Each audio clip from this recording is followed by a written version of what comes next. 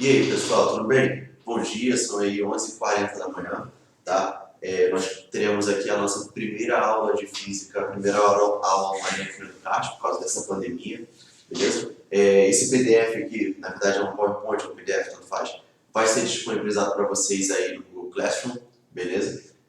Pode ficar tranquilo que vocês não vão ficar sem material não, tá? Essa aula aqui eu vou visar a cronologia da turma da UERJ de manhã, tá? Lembrando que nós temos aula de física toda terça-feira, 8 horas da manhã, e aí eu vou avisar a cronologia que eu já estava fazendo, beleza? E aí à tarde, a cronologia vai ser da turma da UERJ da tarde, ok? Nada impede de outras pessoas assistirem essa aula, beleza? Mas para que vocês entendam aí o que a gente está seguindo, tá? Vamos ver aqui rapidinho o que nós vimos nas aulas anteriores, só para a gente pegar um apanhado bem rápido. Lá no dia 18 de fevereiro, nós vimos Sistema Internacional de Unidades, algarismos significativos, arredondamento, né, como é que nós pegamos um número e nós arredondamos ele. Vimos análise dimensional, ok? Ou seja, para descobrir sempre qual vai ser a dimensão, a grandeza de uma certa coisa. Vimos também notação científica e ordem de grandeza. Como pegar um número, colocar em notação científica e trabalhar a sua ordem de grandeza, tá? No dia 25 nós não tivemos aula, no dia 3 eu não lembro o que aconteceu. Aqui no dia 10 do 3 foi a nossa última aula presencial. Nós trabalhamos vetores, e aí em relação a vetores, nós trabalhamos definição de vetor, né? Trabalhamos a diferença entre grandezas vetoriais e grandezas escalares. Vimos também a multiplicação de um vetor por um escalar, ou seja, o que acontece quando eu pego um vetor e multiplico por um número, seja esse número positivo ou negativo. Nós vimos isso também. Nós vimos também o que acontece quando nós pegamos um vetor e dividimos ele por um número, seja ele positivo ou seja ele negativo, tá? E aí, por causa da pandemia, no dia 17 do 3 e no dia 24 do 3, nós não tivemos aula de física, beleza? Hoje, aqui no dia 31 de março, nós vamos continuar a cronologia que eu estava seguindo, beleza? E eu vou terminar a parte de vetor. Já vou começar terminando a parte de vetor, beleza? Vamos ver aqui a adição de vetores, né? Como é que nós pegamos dois vetores e somamos, beleza? Sendo que neste caso aqui em específico, eu tenho dois vetores que estão na mesma direção. Percebam, eu tenho a direção x, ok? E aqui, essa setinha com um sinal de mais significa o nosso referencial. Olha, presta muita atenção nisso, referencial. Essa palavra referencial vai aparecer muito para vocês nos programas de dinâmica e nos programas de cinemática também, tá? O que significa referencial? Significa que todo vetor que estiver ao mesmo sentido do referencial vai ser um vetor positivo, tá? Então nós temos a direção x, beleza? O nosso referencial está para a direita na direção x, ok? E aí eu peguei, por exemplo, dois vetores nessa direção x. Um vetor que eu criei, chamei de A, igual a 4 unidades de comprimento, e um vetor B, né, que eu coloquei aqui como 6 unidades de comprimento.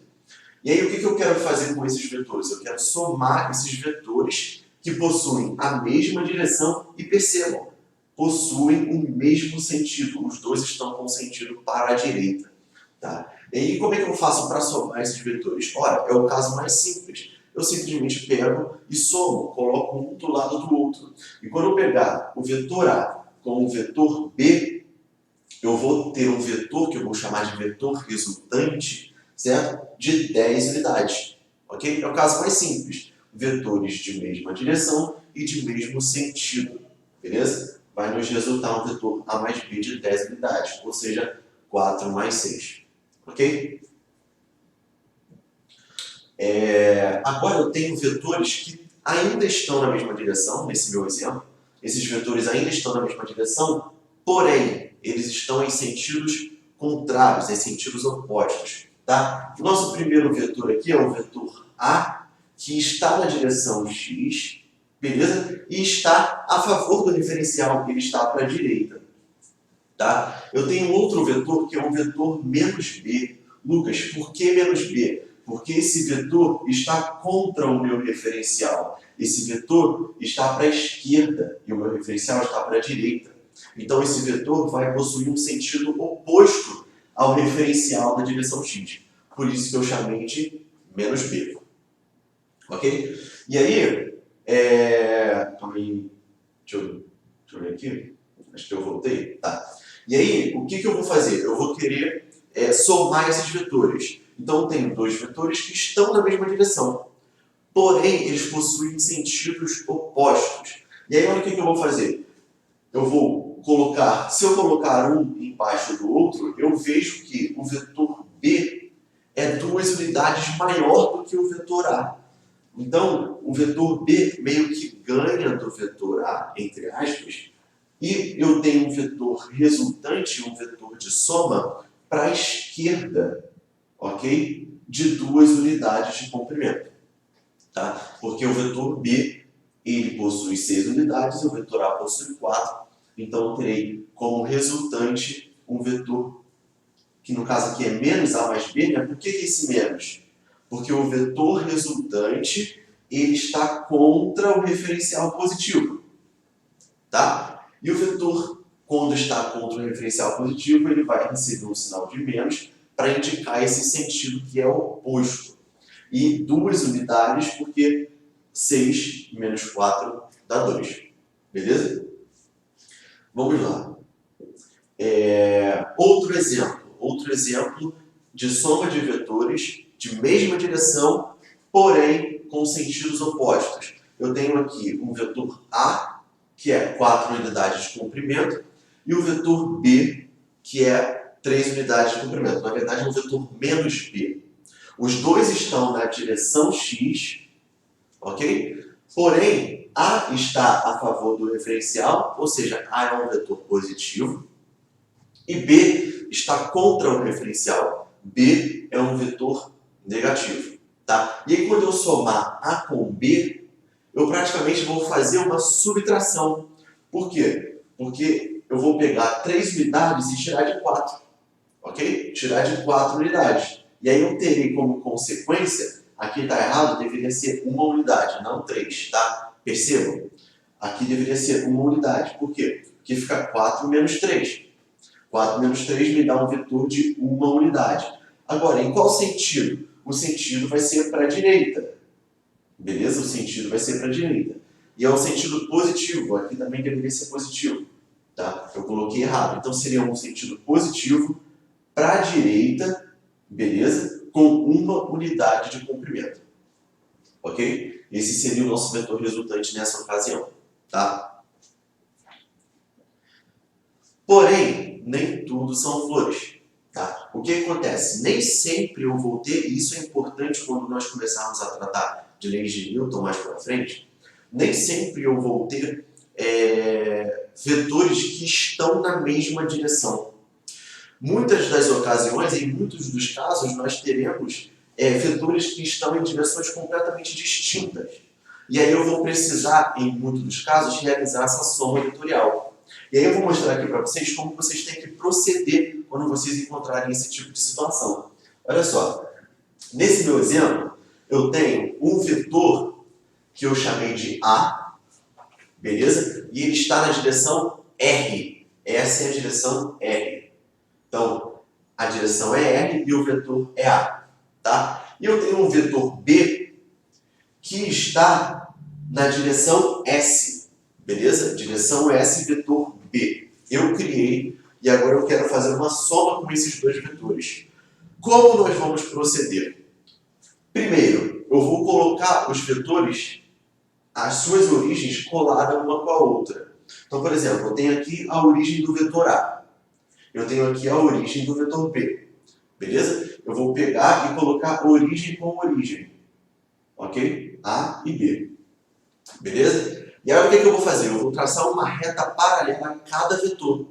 Então, ó, aqui na ponta do vetor A, eu vou traçar uma reta paralela ao vetor B. Olha, aqui eu tenho o vetor B, e aqui eu vou ter uma reta que é paralela ao vetor B. Beleza? Da mesma forma eu vou fazer com A. Olha só, aqui eu tenho o vetor A. Né? Aqui eu tenho o vetor A. Eu vou traçar uma reta paralela ao vetor A. Olha, paralela ao vetor A na ponta do vetor B. Então, o que eu fiz? Origem com origem, beleza? E vou traçar retas paralelas a esses vetores. Como vai se dar a soma vetorial? Vai se dar da seguinte forma. O vetor soma, o vetor resultante, ele vai ser originado aqui na origem, beleza? E onde ele termina? Ele termina justamente no encontro dessas duas retas paralelas. Ok? Então, aqui eu terei o meu vetor soma nesta direção e neste sentido. Ok? E aí tem como eu calcular o valor desse vetor soma? Tem como calcular. Observem que quando eu pego o vetor A e o vetor B e coloco as suas origens coladas, né, percebam que vai ser formado automaticamente um ângulo θ entre A e B. Tá? E aí, como que eu vou calcular o tamanho do vetor resultante, o tamanho do vetor C? Da seguinte maneira, eu vou usar a regra do paralelogramo. Existem muitas outras maneiras de realizar soma vetorial de direções distintas, mas essa daqui é a que te dá mais segurança, beleza? Como que eu vou calcular o tamanho do vetor resultante? Da seguinte forma, o vetor resultante ao quadrado vai ser A ao quadrado mais B ao quadrado menos 2 vezes A vezes B vezes o cosseno de θ, vezes o cosseno do ângulo que é formado entre A e B. Beleza? Essa expressão aqui é chamada lei dos cossenos, tá? Lá na geometria plana é chamada de lei dos cossenos. Você pode aplicar perfeitamente aqui no nosso problema. Beleza? Então, como prosseguir, né, quando nós temos uma soma vetorial de vetores de direções distintas? Desta maneira, regra do paralelogramo. É uma ferramenta que é uma das mais completas para se realizar a soma de vetores. Ok? E percebam que existe um caso particular que é quando θ, por exemplo, é 90 graus. Vamos supor que θ seja 90 graus. Se θ for 90, o cosseno de 90 é zero. Então eu fico 2 vezes A vezes B vezes zero. E isso tudo aqui, ó, vai dar zero. Então eu fico só com essa parte aqui da equação. Entendeu? Então o caso particular é quando o θ é 90. Mas o θ pode ser qualquer ângulo que aparecer para você. Tá? E como que eu lido com subtração de vetores? Ora, subtração eu vou lidar da mesma forma que eu lido com adição. Por quê? Olha só, vamos supor que eu tenho aqui um vetor A que está na direção R. Esse vetor está na direção R, beleza? E um vetor B que está na direção S. Eu quero fazer B menos A. Como que eu faço B menos A? É a mesma coisa da adição. O que vocês têm que lembrar?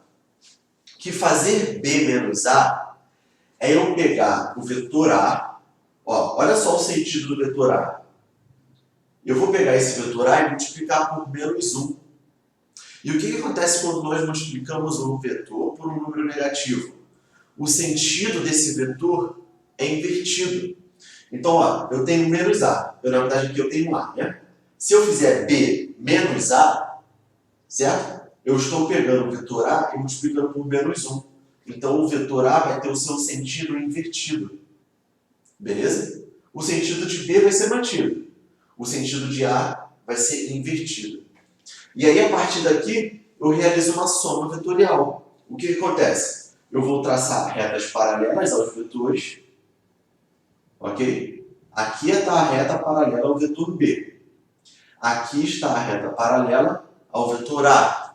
Ok? E aí, no encontro dessas retas, eu vou ter o meu vetor soma, o meu vetor resultante, que eu chamei de C. Ok? E aí vocês vão aplicar novamente a lei dos cossenos, porque eu tenho aqui um ângulo θ entre A e B.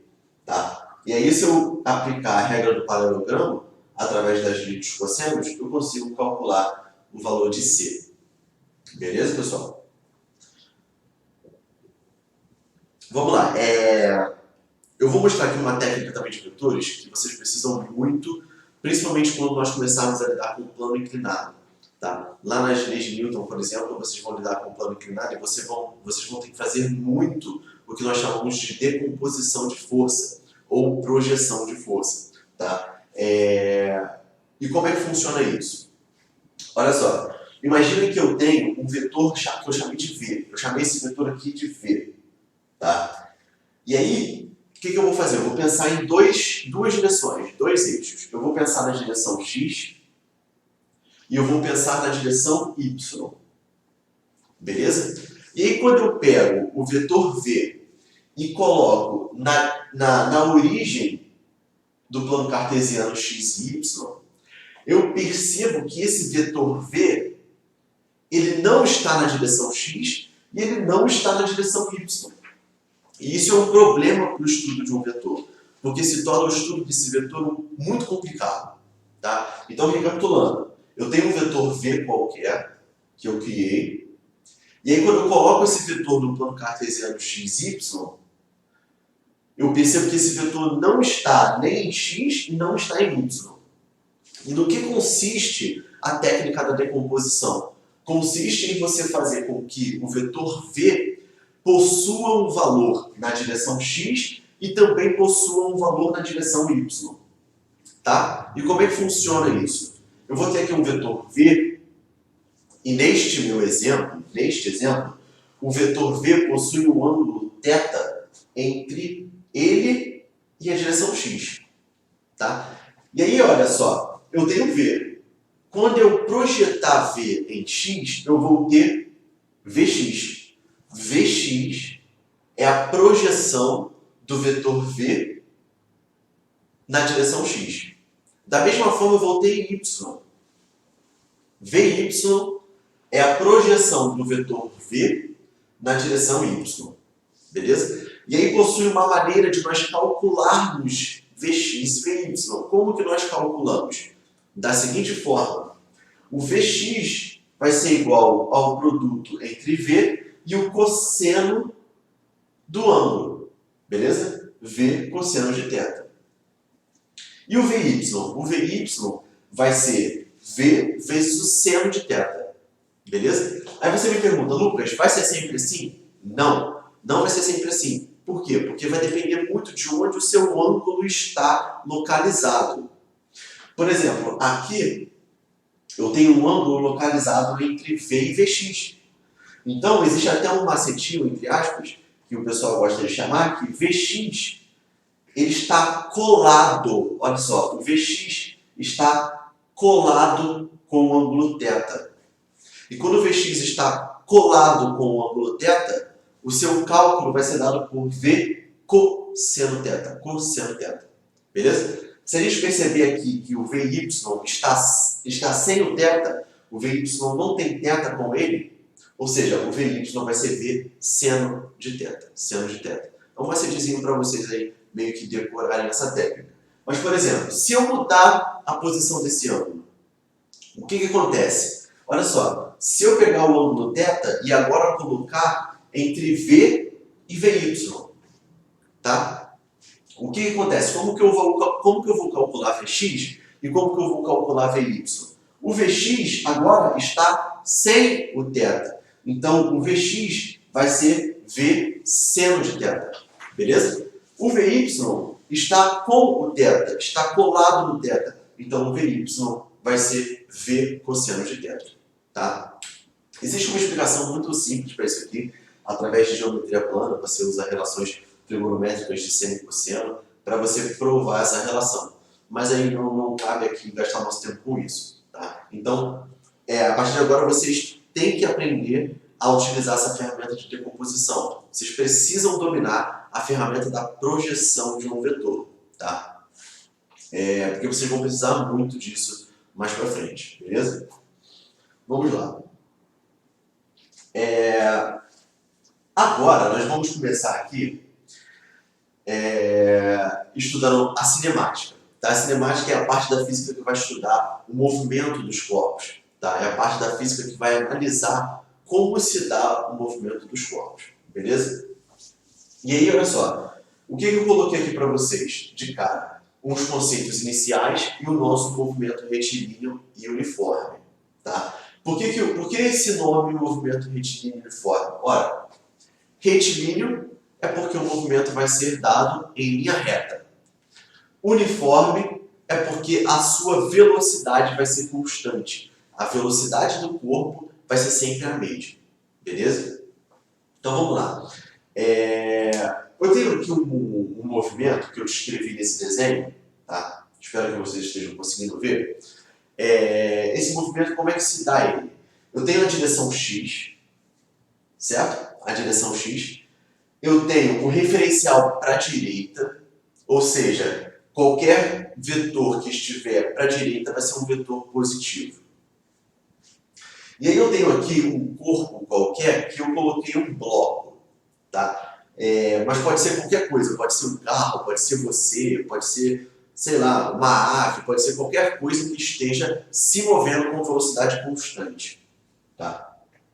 E aí, eu vou pegar esse corpo, eu vou estudar o movimento desse corpo. Como é que eu vou fazer? Eu vou meio que tirar duas fotos, dois takes, tá? A primeira foto, o corpo está nessa posição aqui.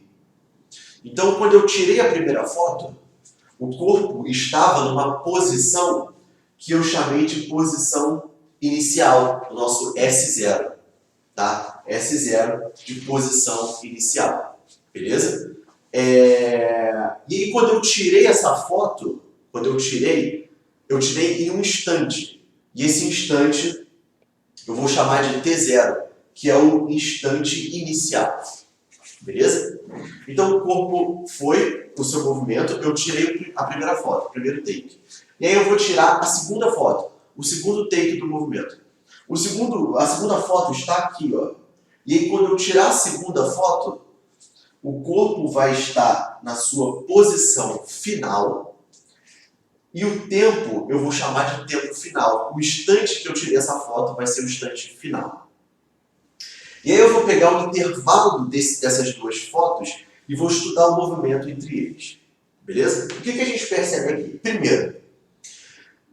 Primeira coisa que a gente percebe é que o corpo mudou a sua posição. Ele estava na posição inicial, S0, pode ser qualquer valor, e ele foi para uma posição final que eu chamei de SF. Ele mudou a sua posição. Se o corpo mudou a sua posição, ele possui um ΔS. O que é o ΔS? É a variação da posição. Beleza? Nós temos aqui 3 nomes para isso que podem aparecer nos programas para vocês. Tá?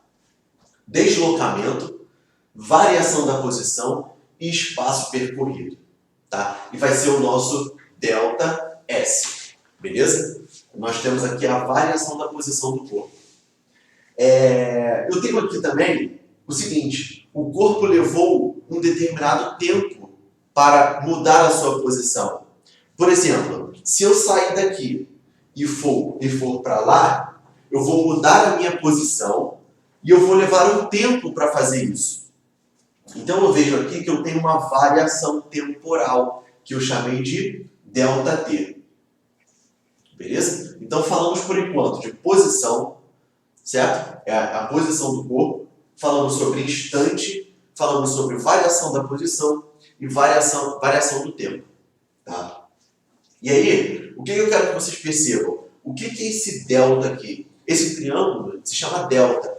Esse delta, esse variação. O que é variação em física? Eu coloquei aqui como observação para vocês.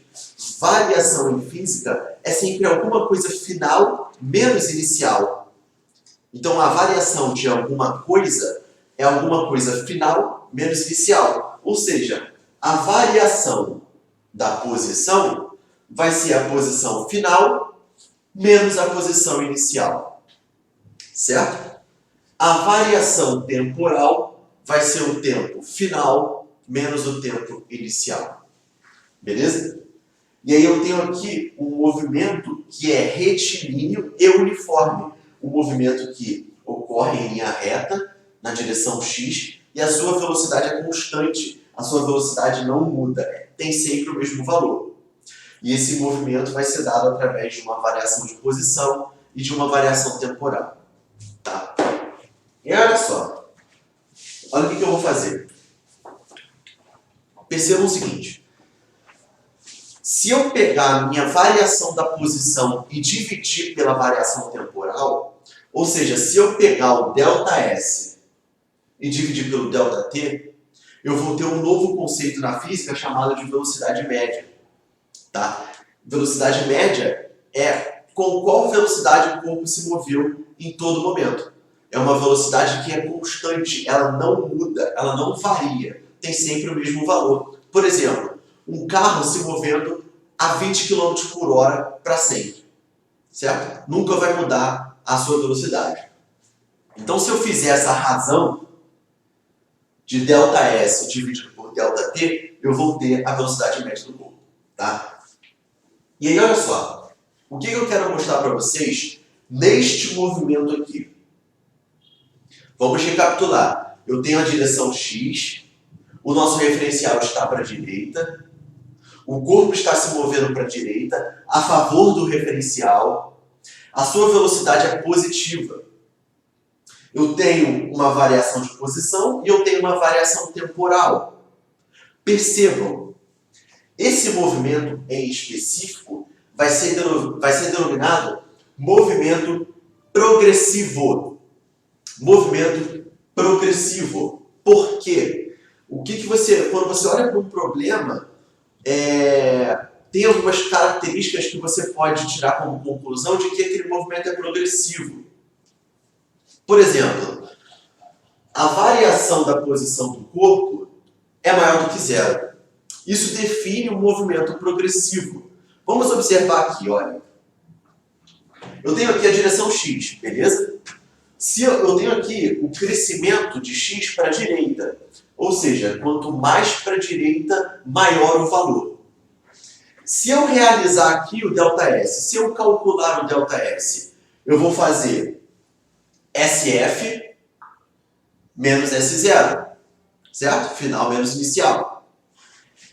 SF menos S0 vai ser um número positivo, maior do que zero. Por quê? Porque, neste caso, SF é maior.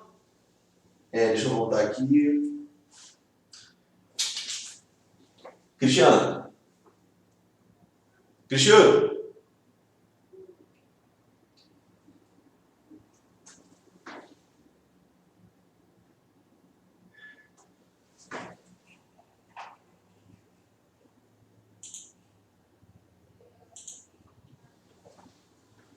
Então, olha só. Voltando. Se eu realizar aqui a variação da posição, se eu calcular o ΔS, eu vou ter o ΔS positivo. Por quê? A posição final do corpo, neste caso, é maior do que a posição inicial. E quando eu pego um número maior e diminuo de um número menor, eu vou ter um número positivo. Por exemplo, 10 menos 7. 10 menos 7 dá 3 positivo. Tá? Então, ΔS positivo caracteriza um movimento progressivo. Tá? Outra característica que caracteriza, né, o movimento progressivo é quando o corpo se move a favor da trajetória, a favor do referencial. Então, por exemplo, aqui eu tenho a direção X. Beleza? O meu referencial está para a direita e o meu corpo está se movendo para a direita, a favor do referencial. Então, quando o meu corpo se move a favor do referencial, eu tenho um movimento progressivo. Outra característica, a posição do corpo sempre aumenta com o decorrer do tempo. Isso é claro, isso é óbvio. Quanto mais para a direita, maior a posição, certo? Por exemplo, 1, 2, 3, 4, 5, 6, 7. Beleza? Então, quanto mais passa o tempo, maior vai ser a posição do corpo no eixo X. Beleza? E aí, olha só a consequência disso. Eu tenho aqui, vamos analisar o sinal da nossa velocidade. Como é que nós calculamos a velocidade média? A variação da posição sobre a variação temporal. Mas qual é o sinal dessa velocidade? Vamos analisar. Eu tenho aqui um ΔT que é positivo. Por que o ΔT é positivo? Porque o tempo na física que vocês estudam, o tempo é uma grandeza absoluta. Ou seja, o tempo é uma grandeza que só cresce, nunca decresce. Beleza? Então, como consequência, eu vou sempre ter um ΔT positivo. Beleza? O ΔT sempre vai ser positivo, por quê? Se eu fizer TF menos T0, vai ser sempre um número positivo. Certo? E neste caso aqui, como eu tenho um movimento progressivo, eu tenho um ΔS positivo. Certo? E aí, se eu pego um número positivo e divido por outro número positivo, eu vou ter aqui a nossa velocidade média positiva. Beleza? Então, esse é o nosso movimento progressivo. Vamos ver outro movimento agora. O movimento retrógrado. Tá? Como é que funciona? Eu só vou inverter uma coisinha aqui, porque eu tenho aqui a direção X e o meu referencial continua para a direita. O meu referencial continua sendo positivo para a direita. Sendo que agora, o meu corpo não está se movendo para a direita. O meu corpo está se movendo para a esquerda. Então vamos fazer o mesmo esquema. O corpo se movendo para a esquerda. Eu vou tirar a primeira foto. Tirei. Na primeira foto, o corpo possuía uma posição inicial e a foto foi tirada em um tempo que eu chamei de tempo inicial. Aí eu deixei passar um tempo. Tirei a segunda foto. A segunda foto, o corpo estava na posição final e a segunda foto foi tirada no tempo final. Então, olha só. O que a gente vê? A gente vê que o corpo variou a sua posição. Então, o corpo vai possuir um ΔS. Beleza? Vai possuir uma variação de posição. Se o corpo variou a sua posição, ele levou um tempo para fazer essa variação. Eu chamei de ΔT. Beleza? E aí, olha só.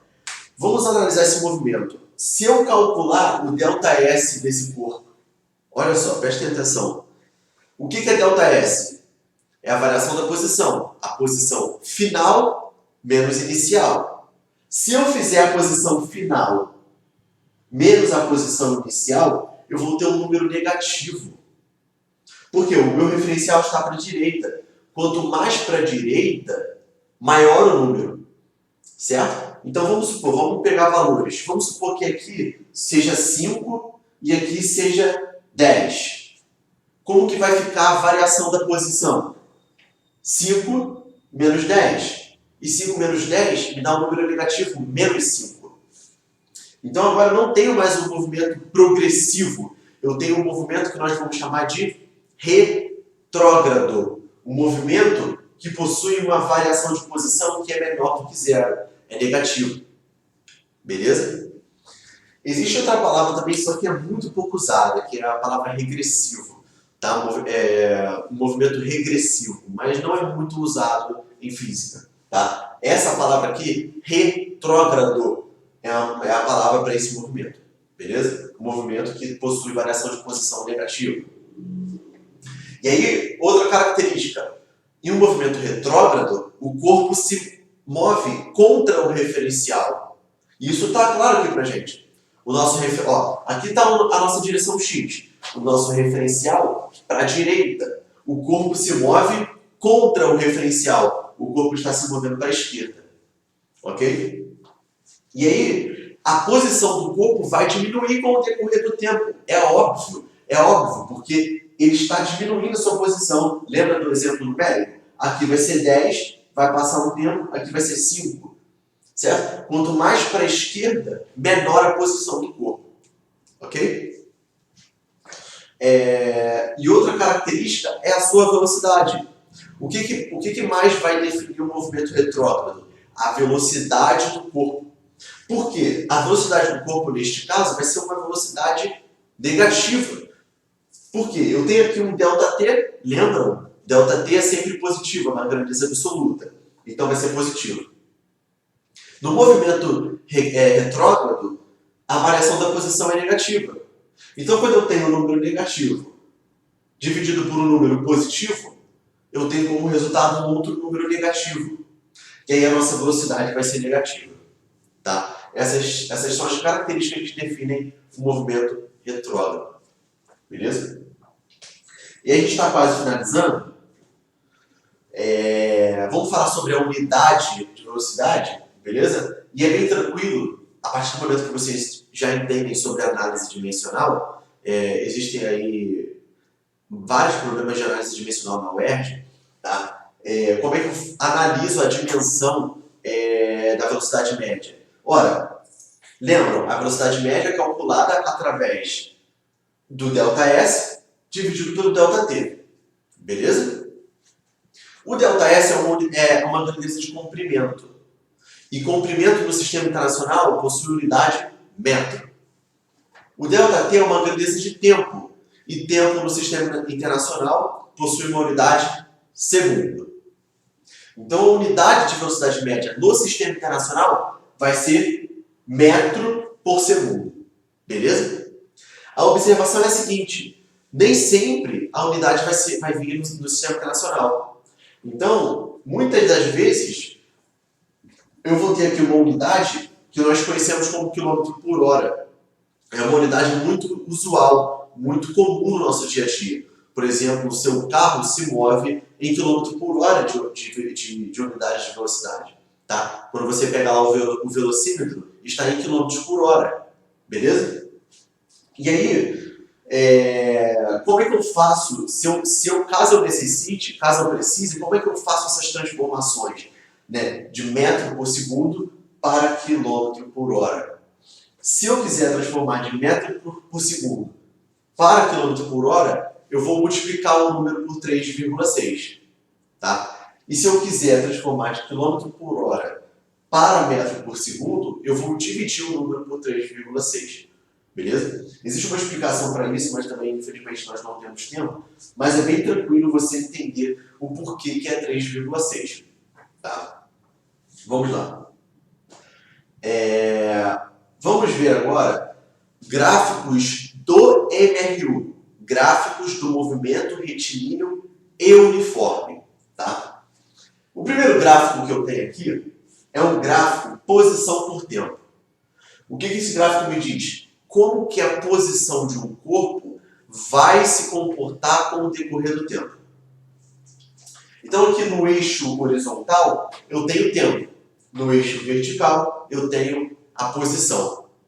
E quando eu pego um gráfico desse tipo, eu percebo que isso é um gráfico crescente, uma linha crescente. Eu percebo que quanto mais passa o tempo, maior a posição do corpo. Beleza? Aqui eu vou ter a minha posição inicial, aqui eu vou ter a minha posição final, beleza? Esse pedacinho aqui vai ser o nosso ΔS, porque vai ser a posição final menos a posição inicial, ok? Esse pedacinho aqui vai ser o nosso ΔT, porque é o tempo final menos inicial, tá? E aí vocês percebam que o gráfico, a função, forma um ângulo com a horizontal, um ângulo que eu chamei de θ, beleza? Então eu tenho aqui a horizontal e o ângulo formado pelo gráfico. Percebam, se eu pegar uma relação trigonométrica muito famosa chamada tangente, olha o que eu encontro. Percebam, aqui eu tenho θ, aqui eu tenho um triângulo retângulo, aqui está o nosso ângulo reto.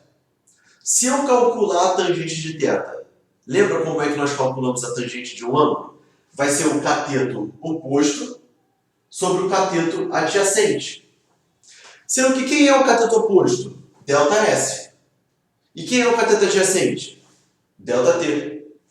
Olha que interessante. Então, se eu calcular a tangente do ângulo θ, eu vou ter ΔS dividido por ΔT. E o que é ΔS sobre ΔT? É a velocidade média. Então, calcular a tangente do ângulo é calcular a velocidade média. Beleza? E eu coloquei aqui como observação que tipo de movimento é esse. Que tipo de movimento esse gráfico nos mostra? Esse gráfico nos mostra claramente um movimento progressivo, porque a posição do corpo vai aumentando com o decorrer do tempo. Beleza? O ΔS é maior do que zero. E aí todas aquelas consequências vão vir junto. A velocidade também vai ser um número positivo. Beleza? O segundo gráfico que nós temos aqui é um gráfico também posição por tempo. Um gráfico que vai mostrar como que a posição de um corpo se comporta com o passar do tempo. Tá? Só que agora eu mudei o gráfico.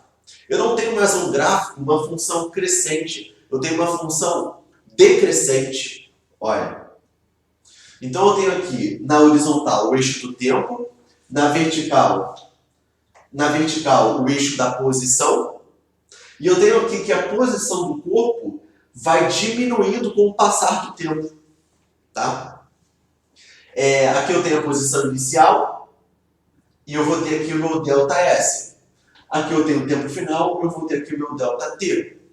Beleza? E onde está o meu ângulo θ? O ângulo θ está aqui, olha. E aí o que acontece novamente se eu calcular a tangente de θ? A tangente de θ vai ser o cateto oposto sobre o cateto adjacente. E o que é o cateto oposto? ΔS. O que é o cateto adjacente? ΔT. Se eu realizar essa divisão, eu encontro novamente a velocidade média. Então isso é uma ferramenta muito importante, cai em muitos problemas relacionando isso. Tá? E esse gráfico nos mostra um movimento retrógrado, é óbvio, porque a posição do corpo diminui com o passar do tempo. A sua variação da posição vai ser negativa. E aí, novamente, nós teremos aquelas consequências todas, de velocidade negativa, tá? O corpo se movimentando contra o referencial, beleza? Então, gráficos de posição por tempo, de movimento retilíneo, uniforme, tá? Movimento progressivo e retrógrado. E aí, para finalizar, vocês lembram que o que define o movimento retilíneo e uniforme? O que é uniforme? É a velocidade. O que é ser uniforme? É ser constante, é não mudar. Beleza? Então eu posso ter gráficos de velocidade por tempo. Ou seja, como que a velocidade de um corpo se comporta com o decorrer do tempo. Beleza? E eu posso ter três tipos de gráfico. Tá? Eu posso ter um gráfico de velocidade positiva, a velocidade é constante e maior do que zero. Ó, o eixo horizontal é o tempo, o eixo vertical é a velocidade. Então eu tenho aqui velocidade positiva e constante. Vejam, ela não muda. Possui sempre o mesmo valor. O segundo tipo de gráfico é a velocidade zero. A velocidade é nula. Tá? Então o gráfico vai estar aqui no meu eixo T. Olha. E sempre constante também, sempre zero. O terceiro gráfico é um movimento de velocidade negativa. Ou seja, um movimento de velocidade menor do que zero, porém constante. Sempre constante, não varia. Tá? Eu só vou voltar aqui para dar uma observação para vocês, por exemplo. Vamos supor que eu tenha um gráfico de variação da posição por variação... deixa eu ver aqui como eu posso escrever. Vou botar em vermelho mesmo. Vamos supor que eu tenha um gráfico assim, olha.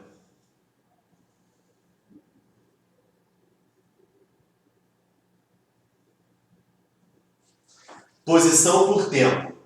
Tá? Vamos supor que eu tenho um gráfico da seguinte maneira.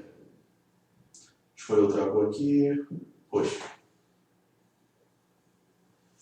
Isso aqui me mostra uma posição constante.